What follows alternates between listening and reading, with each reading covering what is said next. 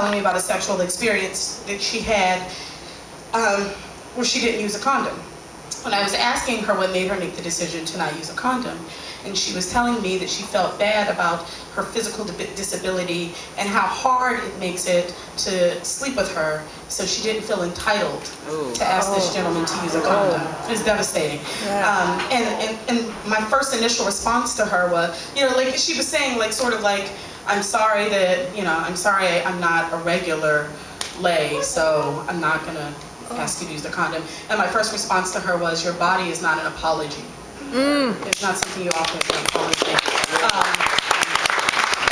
And that birthed this poem, which is right now my newest piece.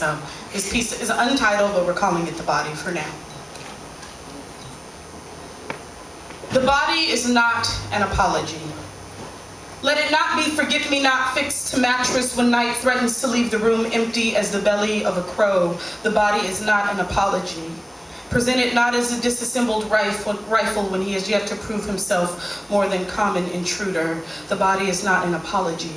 Let it not be common as oil, ash, or toilet. Let it not be small as gravel, stain, or teeth. Let it not be mountain when it is sand. Let it not be ocean when it is grass. Let it not be shaken, flattened, or raised in contrition. The body is not an apology. Do not give it as confession, communion. Do not ask for it to be pardoned as criminal. The body is not a crime, is not a gun. The body is not a spill to be contained. It is not a lost set of keys, a wrong number dialed. It is not the orange burst of blood to shame white dresses. The body is not an apology. It is not the unintended granule of bone beneath will. The body is not kill, is not unkempt car. It is not a forgotten appointment. Do not speak it vulgar. The body is not soiled, is not filth to be forgiven. The body is not an apology. It is not a father's backhand. It is not mother's dinner late again wrecked jaw howl. It is not the drunken sorcery of contorting steel round tree. The body is not calamity. It is not a math test. The body is not a wrong answer.